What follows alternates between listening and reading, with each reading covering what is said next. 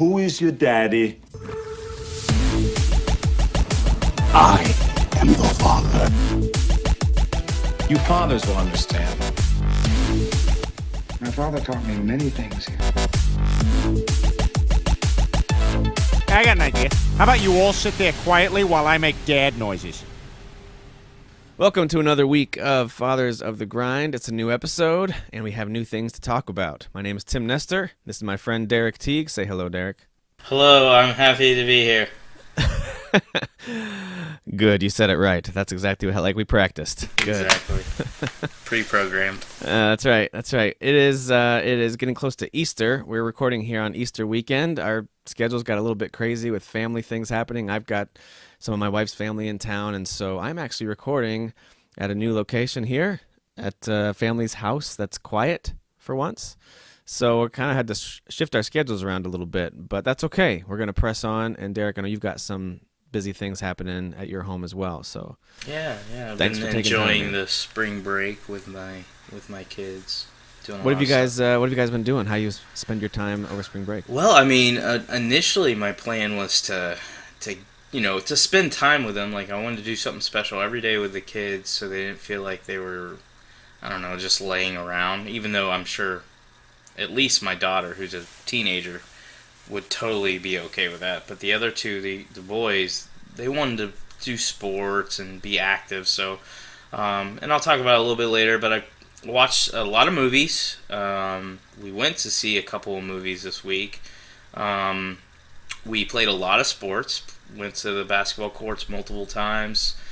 We have a couple pretty big soccer nets outside, so we have our own kind of soccer field. Not Nice. Not like a UEFA official UEFA FIFA soccer field or anything like that. But we got a little soccer field with a pretty nice sized nets. So we go outside and play that as well.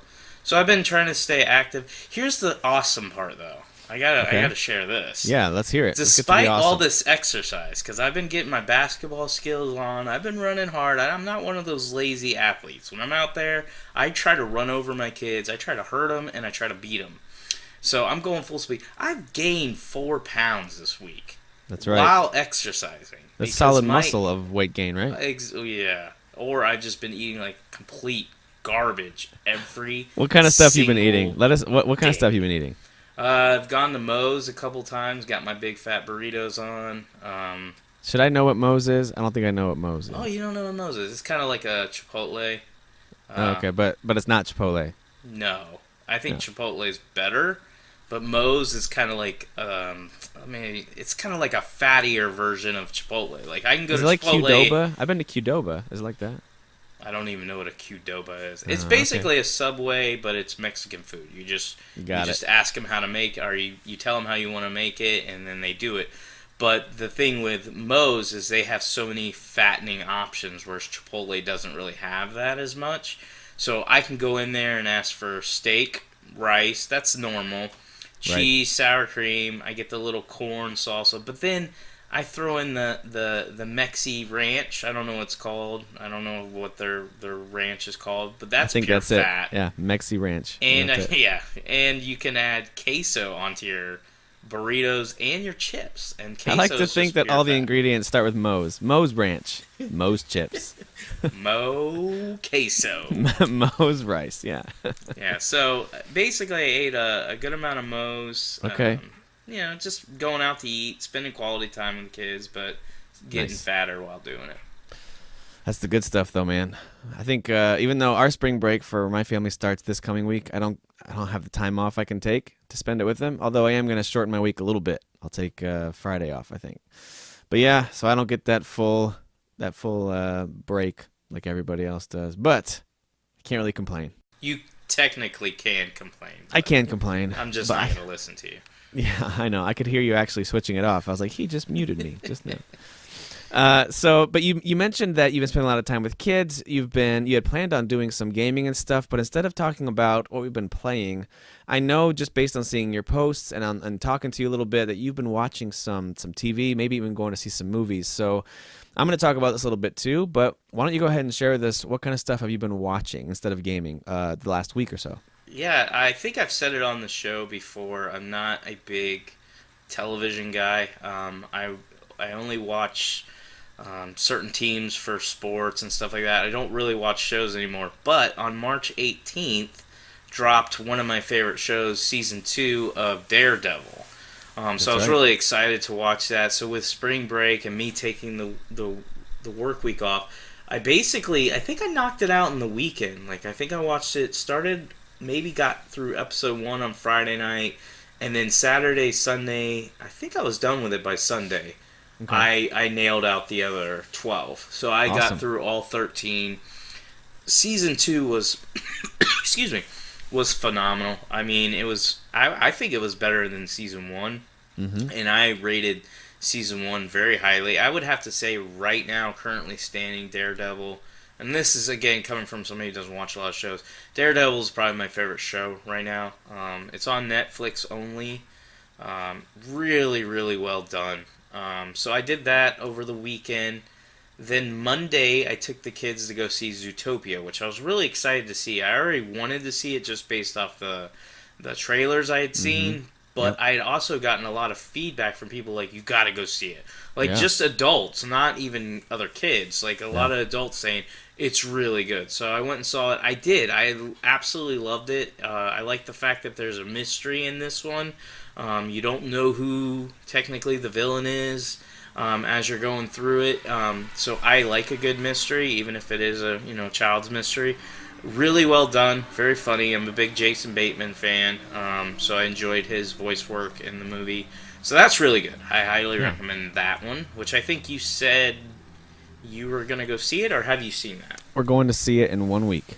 So we're going to see it this coming Saturday. In 1 week, they officially will be taking it out of the theaters. That's right. Isn't that sad the way that works? That's too bad. Zootopia on Metacritic is just below an 80, which is surprising, but I know on Rotten Tomatoes the reviews are like, it's up in the 98, 99% of positive. Yeah, I thought it was pretty high, so that's good.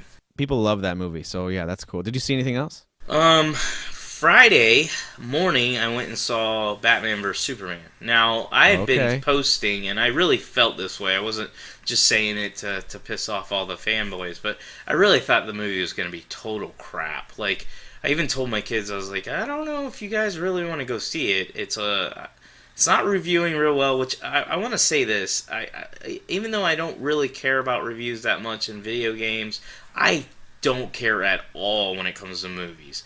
Most reviewers, not all nowadays, thank God to YouTube, there's a lot of cool reviewers there, like Jeremy Johns, but most reviewers are a little artsy-fartsy, is this Oscar-worthy? And I don't really care about that crap, so I ignore most of their opinions.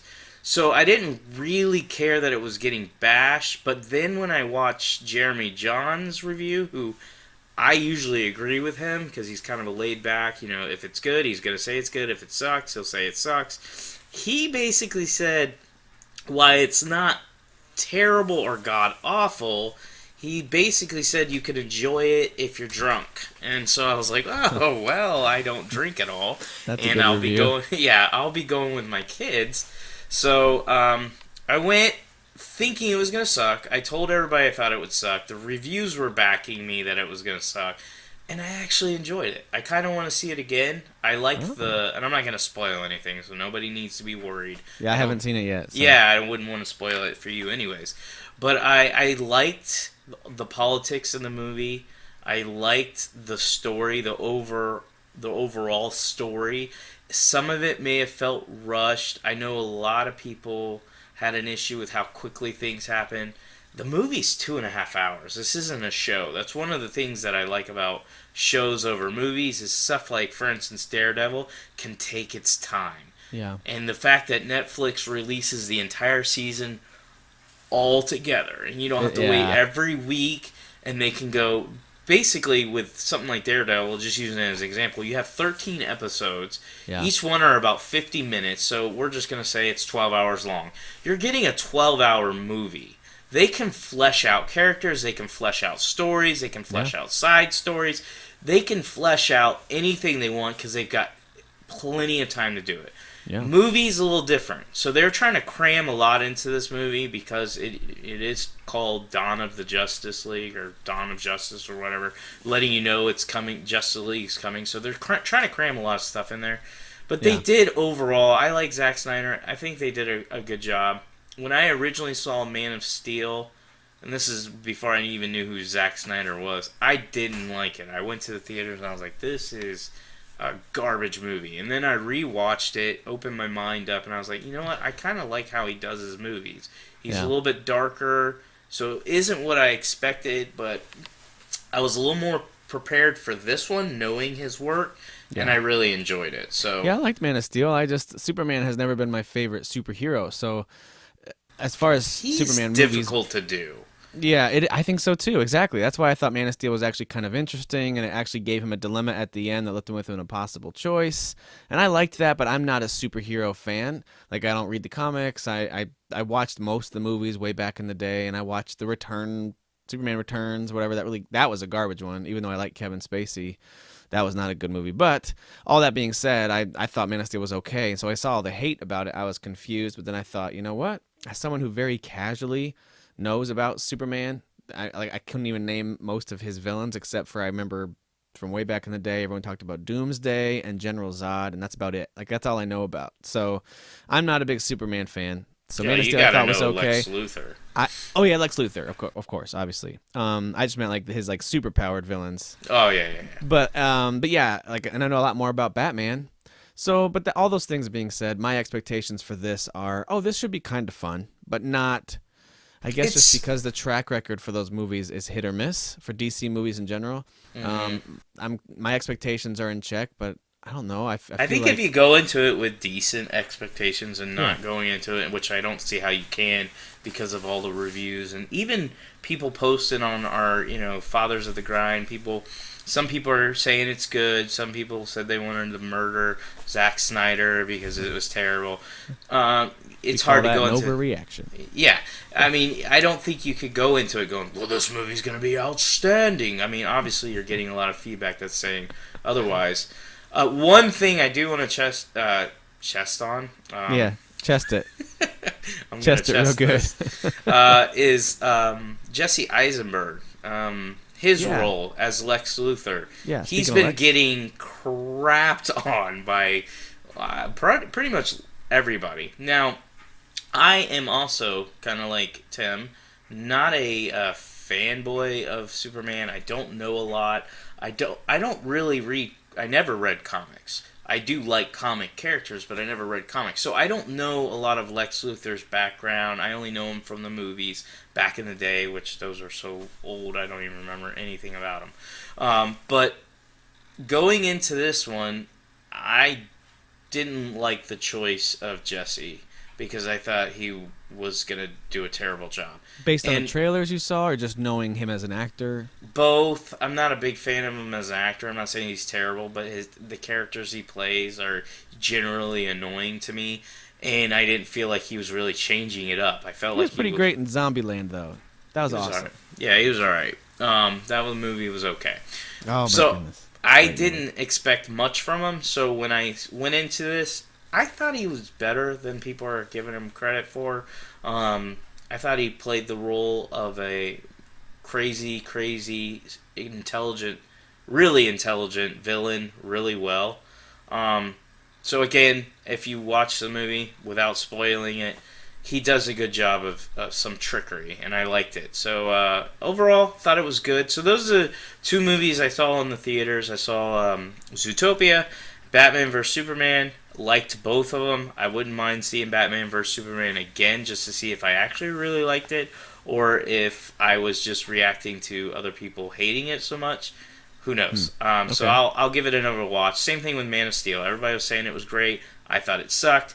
Then I watched it again. Loved it. It's one of my favorite comic book movies. Well, kudos to you for rewatching something that you didn't like and actually giving it a chance. Because for me, that's difficult. I think for most of us, that's difficult. When you already have a bad taste in your mouth from a movie or a show, it's hard to get back into it. So I'm glad you like it. I try to do that with everything. I mean, you'll notice I'm not really that hard on video games, even though people are making fun of me because it sounds like I hate a lot of games. But I do always give them a shot. And if I hate them right away, it's usually because it's just not my style. Same thing with movies. I try to give them a shot. Superhero movies are in the genre that I care about. I like action flicks. So, for instance, I watched, what was the movie with Ryan Reynolds? Not Deadpool, but Green Lantern. I watched that, and people hated that, and I liked it. And I've watched it multiple times, and I'm like, I don't quite understand why. I mean, it's cheesy, but I don't quite understand why it's hated so much. Yeah, so people I don't really didn't like that movie. You really didn't like that No, movie? people didn't. I never saw it because of all the hate it got. I just wasn't interested. But yeah, well, people again, hated it. I'm a big Ryan Reynolds fan. While he couldn't be a Deadpool-type style character with playing Green Lantern, I still thought he did a good job. I thought the movie was decent. I mean, we don't need to do a review on it right now. But the point I'm trying to make is I generally like movies that most people hate, and then I also like the movies that most people like. I'm not that hard on movies. Okay. All right. Well, I've been watching some TV shows, too. I haven't been able to get to the movies like you have, although I do think we might be going tomorrow. Surprise date with Katie's mom being in town. But we're not going to see Batman versus Superman like I'd like. I think I got vetoed, so I'm not sure what we're watching. But I will be going to see Zootopia next weekend, that's for sure. But on the TV front, I've been able to knock out a couple of shows. I worked my way through House of Cards over the last several weeks, and I really like that show. I thought the season 1 was amazing and totally new. Season 2 was kind of an extension of that, although it started to branch a little too far into, wow, everything's working out perfectly for them. I don't know if I kind of want them to see some challenges. Mm-hmm. Season 3, I fell asleep during more episodes of season 3 than I can count, just because it wasn't as good. And now here we are, season 4. For those of you who like the show, I think you'll be able to attest to this. It was much improved. It was really, really good. There were some moments that were kind of slower, but once you hit episode 4 or 5, things start to pick up. Things get interesting. And I liked it. And of course, it's way beyond the realm of believability.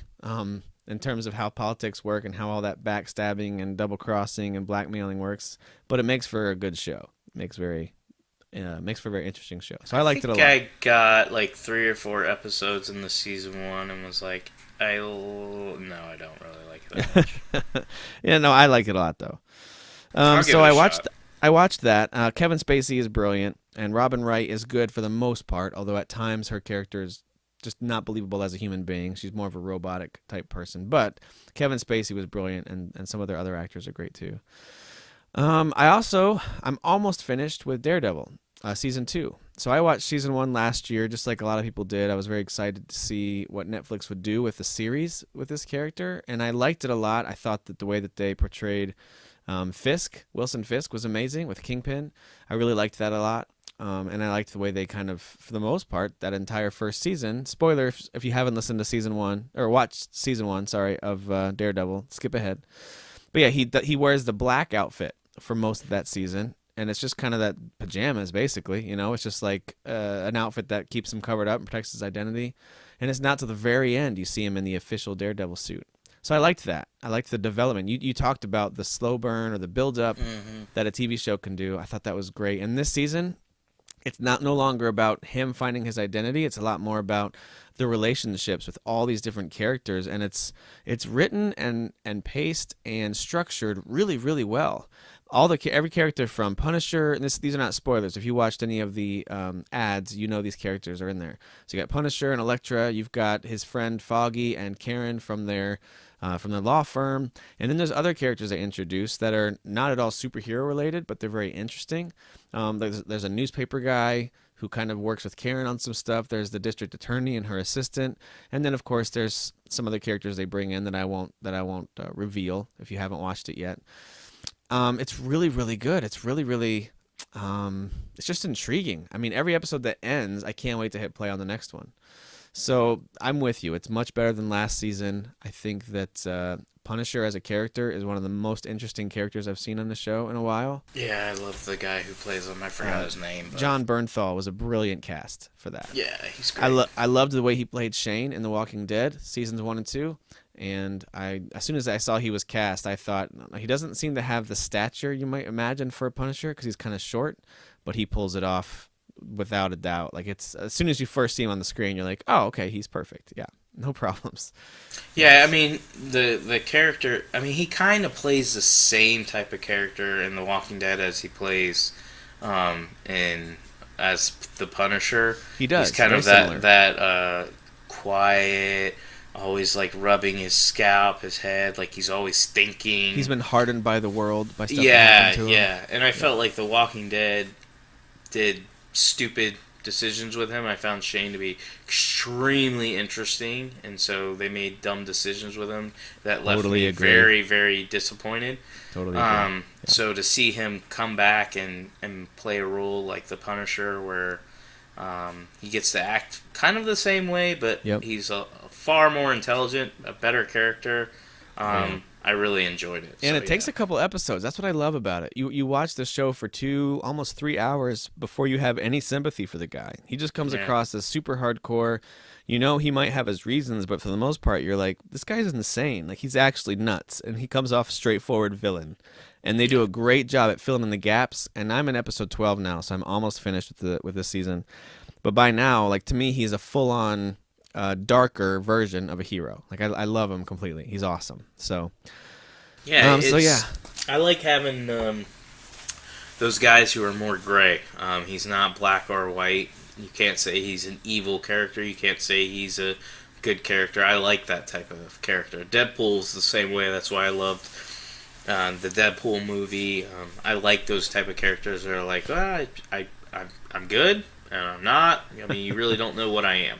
Yeah. So it's really good. You guys, I highly recommend it. Of course, we're not typically the type of show that stops and talks about movies and TV shows a lot, but a lot of that stuff, those interests do cross over into one of our favorite hobbies of gaming. Even though we're not comic book enthusiasts, as you've heard us both say, we do still enjoy comic book related characters and games. You know, we both played Arkham Knight last year. Yep. So we do enjoy that kind of stuff. And so I just thought it was worth bringing up and sharing what we've watched. So let me ask you this. terrible idea, Tim. Speaking of Terrible comic idea. book adaptations, thanks, buddy. Think about some of the adaptations that you've liked the most. So maybe think of your favorite TV show, movie, and game comic book adaptation. And I'll start with one first so you can think about it. So think about TV show, comic book, movie, or adaptations, movies, maybe it's a whole series, and then games. So I'll Okay. start first. I'll say with TV show, right now it's going to have to be, and I know it sounds a little biased because I'm just now watching it, but Daredevil has to be my favorite right now in terms of comic book adaptations. There were others that I liked, but there weren't that many, and I haven't watched stuff like Arrow, which is a show I know a lot of people like Arrow, but I haven't watched that yet. But to me, Daredevil kind of just outpaces all of them. So that's my favorite one. What about you? The answer is going to be the same. Now, I have watched Arrow. I've watched every season except this last one, which I'll probably just Netflix it. Same thing with The Flash. I watched all of season 1 as it was being played out, and then I believe it's only 2 seasons in. I may be getting confused, but I skipped season 2. I think I watched like the first episode, and then I was like, I'll just watch it when it goes to Netflix. But those two are good shows, but I think they are hurt by the fact that they're not like a Netflix or even like if it was like an HBO series or something like that, it would help because they would be allowed to be more mature. They try to push the envelope of being more mature, but they're limited. Yeah. I think Daredevil is allowed to be mature because it can be a rated R or not rated or whatever because Netflix doesn't care. And so I definitely hand Daredevil the award as the best It's show. interesting you bring that up because I feel like Daredevil, it's definitely violent. I'd say about half that show is just straight up action scenes and people shooting and getting stabbed and punching each other.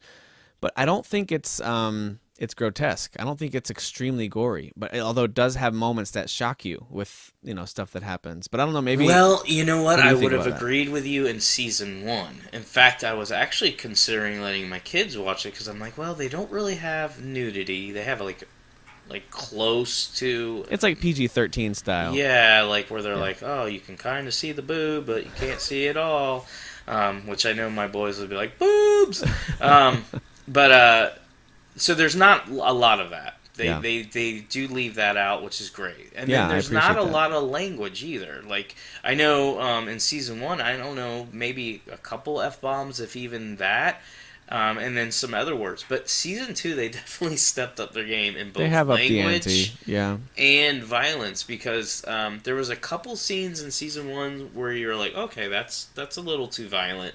But in Season 2, and I know you've had to have hit that part, but there's been a couple parts where there's one in particular where the Punisher's in a jail, and I'm not going to spoil it, but I'm just saying it so Tim knows, and I was like, oh my God. Yeah, every 5 seconds, and my wife had walked in, and she was watching, and she's like, disgusting, and I was like, well, the show's normally not like that. No, that's when you just go, this is what I watch, babe. This is all I want to watch. Deal with it, dog.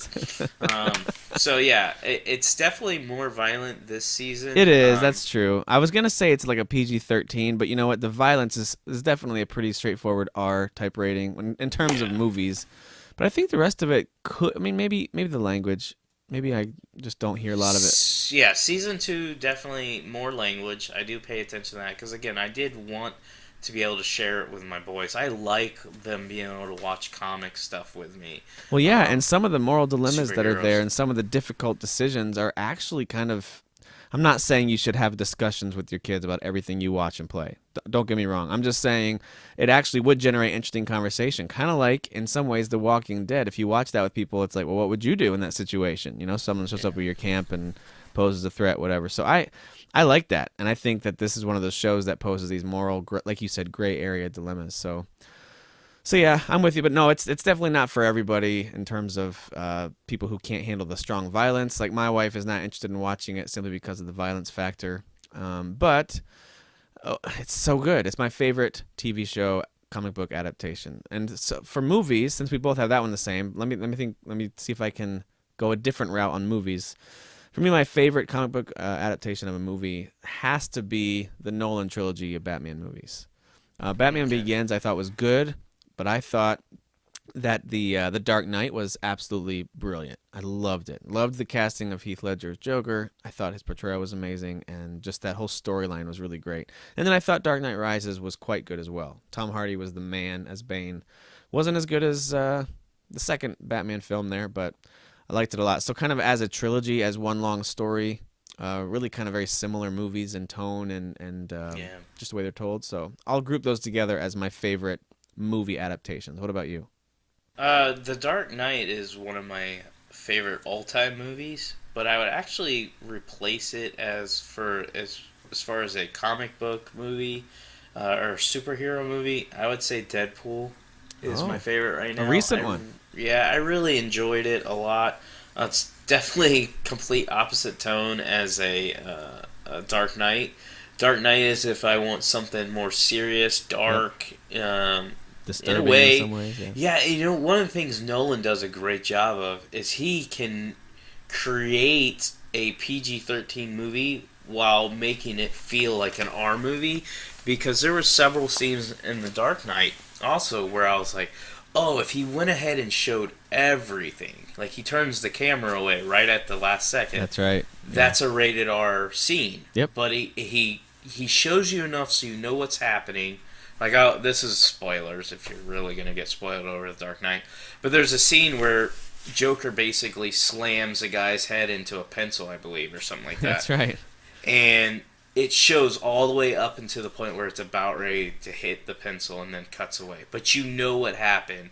And he does that on several occasions. So he does a great job with those movies, making a quality PG-13 movie that's a superhero movie and keeping it dark tone and keeping it very violent while it not being very violent. Yeah. And then Deadpool is the opposite. It's like this crazy breaking fourth wall. You know, it's just Deadpool as a character. Like, they nailed it. Ryan Reynolds is the ultimate Deadpool actor. There's nobody else in the world that I could think of that could go, yeah, he should have played that role. He does an amazing job of really understanding who Deadpool is. In fact, I started following Ryan Reynolds on Facebook and Twitter and all that stuff. And like the few months before the movie was releasing, he literally turned himself into Deadpool on every post. He would only post as Deadpool, so everything he would say would be like crazy, whacked out, and something Deadpool would That's say. awesome. And so he was doing that. He was staying in character, and he does that in the movie. The He's movie kind of like is- that in real life too. If you've ever seen Ryan Reynolds in other movies or in Yeah, interviews, yeah. he's kind of that type of dude. That's who he is, and I've Yeah. always liked him. I liked him from the very beginning, where he got his start on what was it called? There was a Two movie called Guys, a Van Girl. Wilder that I first saw him in. Yeah, I thought he love was that movie, but I hilarious. also like the show Two Guys, a Girl, and Oh. a Pizza. Yeah, the pizza place one. Pizza Place or whatever it was called. Mm-hmm. So I really like him as an actor. He's probably my favorite. And then the movie is actually really good. The story they tell is pretty basic. It's kind of like, hey, this is who Deadpool is. This is how he became who he is. And the way they did it was perfect. They kept interchanging between the past and current time. And the humor was spot on. There was never a time where he said something or another character said something and you're like, oh, awkward, this was stupid, or it was over the top dumb. It was every single thing that they did that they were trying to get you to laugh at, you laughed at. The violence was awesome. It was over the top. The best part was, like, I can't get my wife to go see these type of movies. She Yeah, has no- same here. First of all, she doesn't care about movies in general. Like, That sounds like another topic of a show for us to cover at some point. Like, how our wives let us down by not ever going to see our movies. yeah, I would have titled it something a little different, but I like the way you're thinking. You That's would cool. have titled it less offensive. I'm more offensive. But my wife never goes and sees these type of movies, so I have to go on my own, or I use my kids as an excuse, like, oh, I want quality time. But I actually I got to see it on my own, and then last weekend I found out my wife just took off. She's like, I'm going to hang out with one of my friends. I'm like, all right, deuces. And then she comes back, and I'm like, so what'd you do? Well, we went to dinner, and we went and saw Deadpool. I'm like, what? Oh my goodness. What? All right, can I just share something real quick? I got to get this off my chest from way back in the day. This is back when Spider-Man kind of jump-started my interest in superhero movies. I know there were other ones that were good, but I remember the Spider-Man movies by Sam Raimi, were some of my favorites that got me back into comic book movies. And I remember the second one had come out. My wife and I were just dating at the time, and she lived a state away. And it came out that summer, and she knew how much of a nerd I was and how excited I was for this movie, and I couldn't wait to see it with her when I came to visit. Mm-hmm. So we were going to go see it. It had already been in the theaters for like 2 weeks. We were just going to go see it a few weeks after it came out. So I avoided going to see it with my friends. Turns out she just casually, as a non-fan, randomly one night was out with a couple of her girlfriends. They're like, hey, let's go see the new Spider-Man. She was like, all right. So she went to see it before me as someone who's not even a fan. And for some reason, and I don't know if you guys can relate to this at all, at that time, that made me so angry that I waited to see it because she wanted to watch it with me, and then she just went to see it anyway. But she's not a fan. Didn't really bother her. She's not going to tell me what happens. Oh, man. I was so angry. And I can't explain exactly why I was angry. Like, what is it that changed my experience? Nothing. But just knowing that she already saw it. And she's not annoying in movies. She wasn't, like, elbowing me saying, like, oh, this part's going to be good. Like, she didn't ruin it for me or anything. But anyway, I just had to get that off my chest, you guys. It's been bothering me for years. I had to just say it. You had to get it out. I had to release. All right, last comic book question. Do you... I'm sorry. Which video game adaptation is your favorite? And I'll start with that one. I think I'm gonna have to go with, well, Batman themed here, I guess. I really loved Arkham Asylum, and I thought Arkham City was good too, and I liked last year's Arkham Knight game. But I thought Arkham Asylum was absolutely brilliant. It had a great way of kind of Metroidvania setup, having a Metroidvania setup with you can't unlock this area to get this new tool or this new piece of equipment or gear. It kind of had some horror elements in it as well. A lot of really cool stealth things that they integrated. It finally made a Batman game a lot of fun to play. You felt like Batman for the first time. And I think a lot of games have they've taken cues at least from their combat system, from their stealth systems, and from the gadgets they introduced. I think Arkham Asylum, and it still stands up today, was probably the best video game comic book video game that I've played. What about you? It's gonna be the same. I mean, actually, the funny thing is, before you mentioned Batman, the games, I totally forgot about them, which is crazy. Yeah, so what came to mind before that then? And that's what I was gonna share. Is I was trying to think, and I'm like, all right, the only things I can think of is like the old X-Men game on the Sega Genesis. I like that one. Oh yeah. And then I liked what was the Ultimate Alliance games on the Xbox 360. Was that kind of like a isometric view? Yeah, they were like an action RPG with all the characters. Yeah, that was fun. Those were good, but they weren't like outstanding. Do you remember that old arcade game? It might have been the same one as the Sega one, where in the arcade they would have like multiple screens, and it looked like a really wide screen stretched out. It was an X-Men game. Yeah, I think it's the one I was talking about. I don't remember. It might be that the same name. one, but I remember that they combined screens to give you like this ultra widescreen experience for that. Yeah, that's the really one I used to hokey play looking. in the arcades all the time, and then I also played it on the Genesis, I believe, and maybe on the Super NES as well. But and then I came to the conclusion. I was like, the game I enjoyed the most, again before I was reminded of Batman, was actually Wolverine's Origins. I thought that was a really good superhero game. Again, Was that PS2 or was that 360? that was 360. I think I've played that. Was it called like Unchained or Unhinged or Something like that, because it was a It was a really mature game. it was a Like, mature violent. game, so you could was fun. rip people to shreds. You were basically allowed to be Wolverine the way Wolverine really is. Well, yeah, your claws actually sliced people. They weren't just Exactly. like these kind of like PG-13 movie style off-screen stabs that you would see. Yeah, so I really enjoyed that game, but the real answer would definitely be Arkham Asylum. I'd probably put all the Batman games before even that Origins game, because I really enjoyed Arkham Asylum. City was good. Origins is the only one I didn't beat. I would like to at some point go back, because I felt like it had the most interesting story, actually. Is Origins the one that starts with you getting chased by Croc in the sewer? Is that the one? Where he's like busting up through the boards as you're running across. That is a boss fight in Asylum, where you're Oh, in it the is? sewers and you're on boards and you're being chased. Well, then Origin is completely out of my memory. Then I know I Yeah. played it. I can't remember. I didn't beat that game. Origins, but I got pretty far. Okay.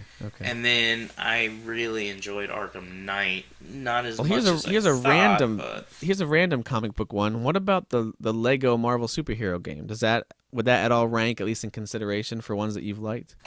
I like it, but I don't like Lego games in general. I liked it Okay, more okay. because my son and I were just unlocking characters, but I wasn't same actually here. having fun playing the game. I thought it was very funny and fun. You get to be all the different characters, and of course, when you get down to it, there's really only a handful of game mechanics that they have in that game, but they do a pretty good job of making you feel like you are certain. Especially Iron Man and Hulk, you really feel like those guys. But all right, well let's talk about, since we talked about movies and TV shows a lot, and that's not really a topic that we normally cover or probably normally will cover on a lot of shows, but it kind of hits home with our main topic discussion for this episode, and that is video game burnout. So when we hit that wall of Burnout's a video great games game. when video games aren't doing it for me anymore, yeah, Burnout is a good game. Video games aren't doing it for me right now. Like, I turn on the system, I look at my game selection, I just don't want to play anything, and then you just turn on the DVD or Netflix, or just turn on the TV and channel surf instead, and that's just what you want to do instead. And you go through this phase of video games just aren't doing it for me. And so this TV show and movie discussion kind of comes into play a little bit because, and I don't know if you're going through this right now at all, Derek, but I know that when these TV shows, especially with Netflix, the way they're structured, when they come out and then you get hooked on a show and you start binging it, they start to take precedence over some things that we really like doing, like playing a video game, for example. So can you think of a time that you felt just kind of tired of gaming? You were kind of burnt out from gaming. I can't. I mean, I go through like many stages where, like you said, I'll log in with the intent of playing something, and then I'll stare at all my games, and I'm like, I don't really want to do that. I'm kind of going through that now, but here's the thing. This is what's weird. This is probably why I like Destiny and Rocket League so much, is there really good fillers for those times where I feel burnout. So instead of doing what I would have done in the past when I felt burnout, where I didn't feel like taking on the task of a big open world game, or just even a story driven game that might be kind of difficult or makes me think. Again, you guys know I don't like to think. So when I'm not in the mood for that stuff, what I would have done in the past is go to a show, or watch sports more, or something like that. Whereas now, Rocket League and Destiny have replaced that. Where, like, I'll just use an example, story time, boring story. This week, my plan was to, with the whole week off, was I had 3 big games that I wanted to knock out at least 2 of them. And in my opinion, 2 of them was a reasonable opportunity. Like, I should have been able to achieve it. A goal, I should say. A reasonable goal that I should have been able to achieve. And those 3 games were, I wanted to finish Fallout 4, because I had already gotten to the point, and I shared this on the last show, where I basically hit the big plot twist or whatever. So I was nearing the end as far as I know. And I could be wrong, but I'm pretty sure I'm at the end. The other one was Far Cry Primal, which is not really that long of a game for a Far Cry game. I could probably beat it in anywhere from 15 to 20 hours. And then the last one, the one that I didn't believe I would beat, but I wanted to at least like dive deeper into it, was Zelda Twilight Princess. The Legend of Zelda Twilight Princess. Here's what I've basically accomplished in my huge week of gaming. I got about 30 minutes into Twilight Princess, deeper than I was before. I didn't touch Fallout 4 at all, and I got like 3 hours into Far Cry Primal, because I had no desire to play games. And the only games that I was playing, going back to my whole point, I'm sorry for derailing like I always do, but I was playing a lot of Rocket League. I've played a lot of Rocket League. I've gotten back into Destiny. I even made a post on it, and I think it was in Fathers of the Grind page. I basically said, I've got this itch for Destiny again. And that's a good feeling, because I was kind of getting sick of it. But now I'm going to talk to you about that. We don't want to keep hearing about your itches. It's getting a little... I have serious too much. You've got to issues. Stop telling us about your itches. Especially since I have no cure for it. But I've been enjoying Destiny. I even played some today before we recorded. I've been jumping in, playing a lot of story missions, doing strikes and stuff like that. So I've been enjoying that a lot. And then my hope is to get back into the Division. But those games, the reason why I talked about them as far as burnouts, is I don't really experience burnouts anymore, because I'm replacing them with games that there is no end story. There is no, even though there is technically a story, nobody cares about it. Nobody plays the Division to see how it concludes. Nobody plays Destiny to see how it concludes. And there is no plot twist in Rocket League. Sorry, guys. You're not going to hit an end boss that reveals that he's really your father. But, so those games are like great fillers. Like, I'll just log in and be like, I don't feel like playing Far Cry Primal, because I don't want to think, or I don't want to do any of the missions that they want me to do. I just want to play a quick game that I'm good at. Boom, let's play Destiny. Boom, let's play Rocket League. So yeah, it's interesting, because I mean, my thought on this when I think of video game burnout is I can think of actual times that no game, regardless of the quick fix or maybe even casual type, that was fun for an hour type feeling that it might provide, it doesn't really matter. Like, if I don't feel like playing a game, then that whole hobby kind of can be sidelined. And I can think of some times in my life that has happened, and usually you can point to some kind of event. So I can remember back in, late high school, going into early college, where I played less and less, because I was actually working for 25, 30 hours a week as an 18, 19-year-old, going to school at high school, and then of course moving into college. I continued to work, and so that ended up kind of derailing most of my gaming time. A lot of that was relegated to I had some emulators on my PC at school, but I didn't play those a lot. And then one of my friends, I think I talked about this before, he had a Dreamcast in his dorm room, and I would go to his room and we'd play a little bit, but otherwise I didn't play a ton then. And then I got back into it. That's when I first started diving into MMOs, was during college days. And then I took a break again when I got married. I've been married now for 11 years. And so when we got married in 2004, I stopped playing for a little while. And it took me probably almost a year into our marriage when all of a sudden I picked up a PS2 and started playing Final Fantasy X, and that brought me right back. So that kind of brings me to a question I wanted to ask you, and that is, when you do kind of take a break, even if that break includes some other games, not casual games, but some quick fix games that you don't really feel like you need to commit to, what kind of games have brought you back and got you hooked again that you do end up committing to? And so for me, the first one that I would bring up is Final Fantasy X, and that became the game. That's all I wanted to play. Played it for months and months. Did everything. If there were trophies back then, I would have gotten all of them. So played that game a ton. I loved Final Fantasy X, and that was 10, 11 years ago. I haven't played it since then, but yeah. So that's one that brought me back. What about you? Are there any that have kind of quote unquote brought you back and hooked you again? I would say Final Fantasy X is actually a great answer because I wasn't a JRPG gamer at that point, and we had just had Emily, our first child, and my friend at work was like, "You should check out Final Fantasy X," and I'm like, "I hated Final Fantasy VII," because we already went through that story because I didn't understand the combat and all that stuff. He's like, "Yo, you gotta try it." So I tried it, and Final Fantasy X is one of those games where, and this is probably why it's my favorite Final Fantasy. It's one of those games that I think really woke me up to gaming again, because I did go through a phase where I wasn't gaming really at all, and maybe the only thing I was probably playing at that time was sports games, and it opened me up to an entirely different genre, a more difficult game. That's awesome, in my opinion. And so I actually got addicted to that game and probably sunk 100 hours into it. Yeah. And did you like that Blitzball, or was that not your thing? I didn't care about Blitzball. Oh, okay, that's fair. I still don't care about Blitzball. It does not hold up, by the way. Blitzball, back in the day, I thought, this is fine as a side game. It's not. It does not hold up well. Anyway, continue. It was a little confusing back then for me.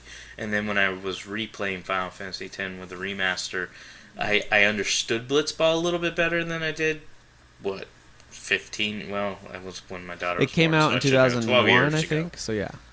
So I played it probably 12 years ago because it was when she was born. Yeah. Okay. Or around that time. And I still thought it was pretty crappy, but I understood it so I could actually win games. Whereas before I was like, why do I keep losing? I don't understand. It makes a difference. Yeah.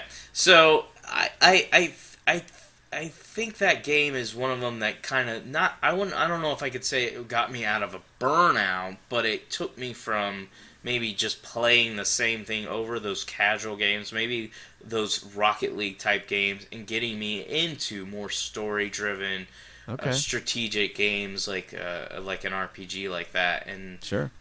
So that's one of them. There's some others, but I'll let you talk. Yeah, so I kind of had the same thing after our twins were born. So I got back into games. It really was back into console games because I went through a little bit of a PC kick and played a lot of like EverQuest and stuff like that, a lot of MMOs, and then got into some RTS games. That's when I first started getting into city builders and real-time strategy stuff. And then I came back to consoles with the PS2. I bought it, 3 years into its release. So I bought it when it had a ton of games in its library ready to play. And that was cool because I sold my PS1 and all my PS1 games worked on the PS2. I loved that. So I had this new system, new games, including Final Fantasy X, and I loved it. And that brought me back to console games. And then around 2000, I want to say probably 8 or 9, I started slowing down on gaming again, started getting back into making music. We had just had our first son, and then we adopted in 2010. And so life was picking up speed, and I backed off on gaming a bit. And then in 2011, this is a really weird timing. We had 2 boys already, and then we had twins in 2011. So now we got 4 boys, 4 young boys. Our oldest was 4. I mean, that's absolutely insane. And that's when I decided it's time to get back into gaming. There's something wrong with me. And so, but I remember those late nights with those twins. It's about the same time I started watching Game of Thrones. So I was getting into a new TV show.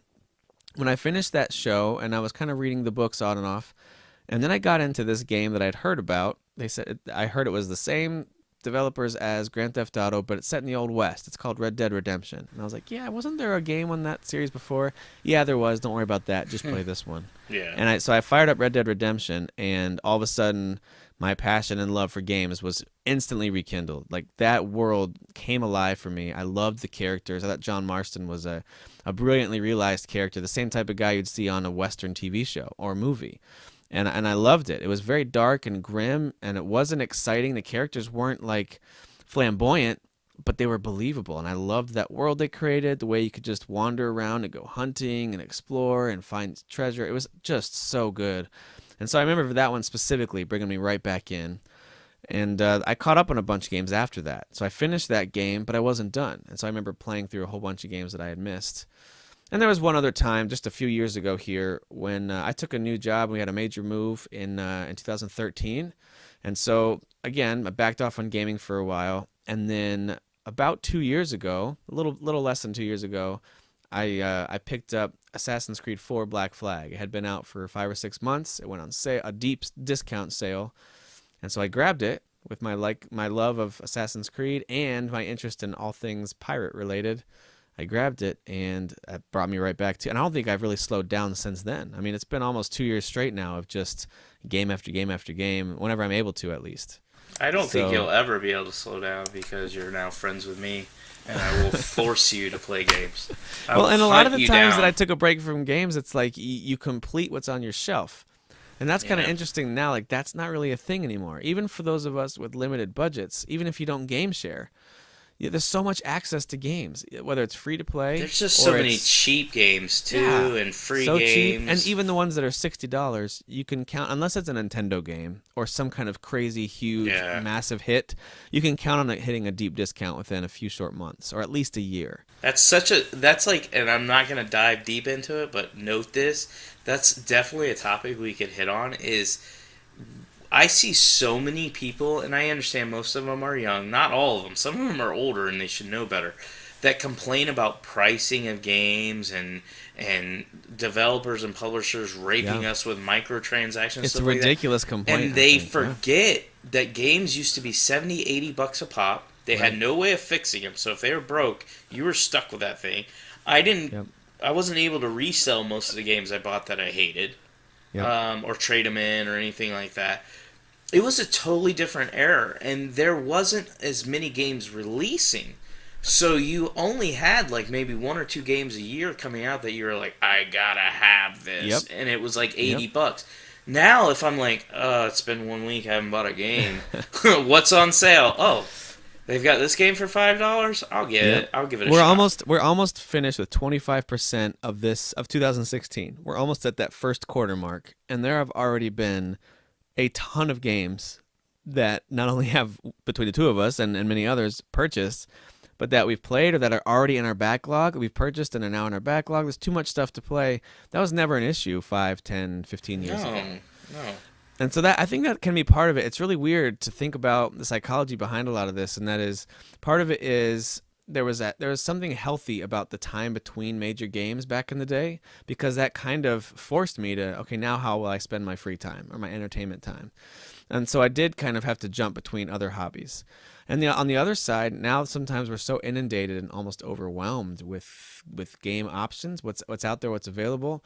It's also easy to be like, yeah, I've got 12 games I could choose from. It's kind of hard to pick. Maybe I'll just go do something else. Like that weird psychology behind too many games available. And it's the same thing with Netflix.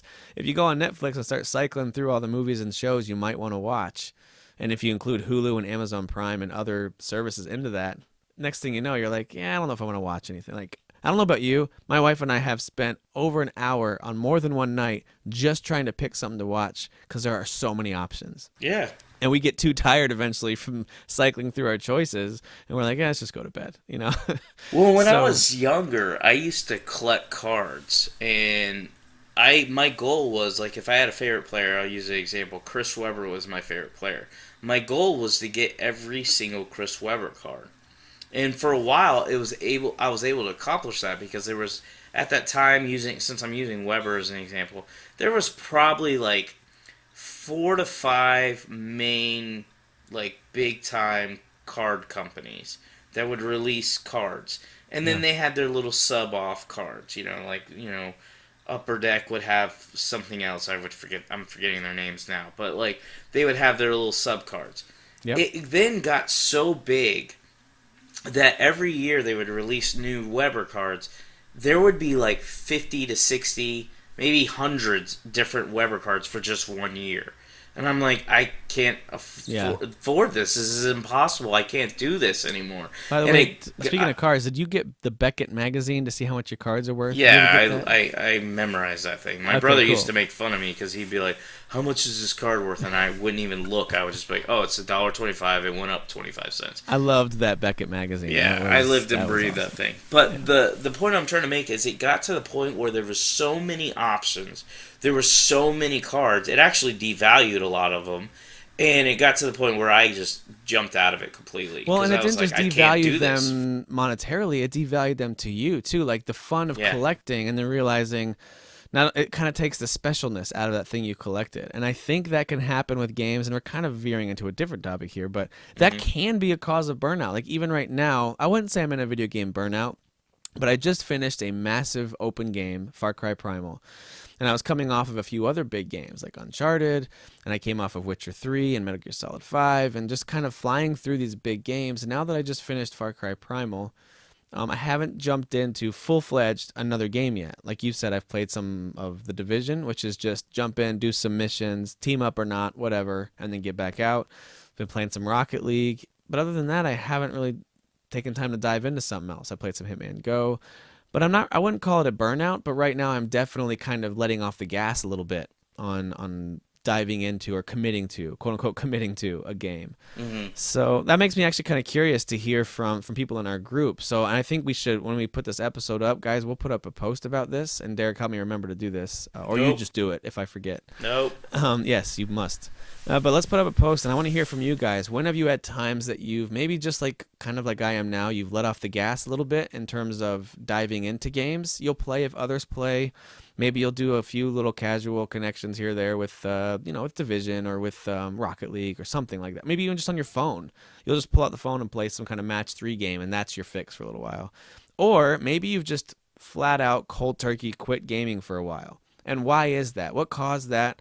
Are you doing that right now? And what brought you back? Like, is there something that says, you know what, now I want to get back into gaming, and this is why? I'm curious to hear from you guys, because we do have a wide variety of people in our group with lots of different home setups and where they're from. We got people from all over the world that are part of the group. And so, yeah, I'd be very interested to hear what you guys think about that. Yeah, I definitely like to, have some material to help me fall asleep at night. So please share. All right. Well, Derek, that should do it for us this week. We are going to be spending some time in our next episode talking more about news, and we'll talk a little bit more about what we are playing, because I think as you get back into the regular swing of things with work and things like that, who knows, you might find yourself with, for whatever reason, more time to actually play games now that you're done with Daredevil too. So we'll talk more about what we're playing next week, as well as there's been some news, not a ton. So we're going to skip out on news for this time around, and we will tackle a bunch of headlines next time we chat. So Derek, let's go ahead and close things out with the best wisdom you could give us for this. And it doesn't have to be Easter related. We are here at Easter weekend. Maybe something for the spring, the change of seasons. You know what? I don't want to put words in your mouth. No, hit us with something. When I think of the Easter season, I think of love. And love is like a dove. And doves can soar. And soar rhymes with whore. So what I'm trying to tell you guys is be a whore. Be a whore. That's it. That's all. Classic Easter message. Thanks, buddy. That's love is a dove. All right. On behalf of all humans, I apologize, everybody. I don't know what to say. It's okay. Nobody listens to this part of the show, so they've already checked this out. Yeah, I could literally say that I hate all our listeners, and I wish they would just go away, and none of them would even know Derek said that. So. Guys, Derek will give you $50 to unsubscribe. Just hit him up. Take a screenshot of you clicking unsubscribe, and he'll pay you money. All right, thanks for listening, you guys. Take care. Who is your daddy? I am the father. You fathers will understand. My father taught me many things. I got an idea. How about you all sit there quietly while I make dad noises?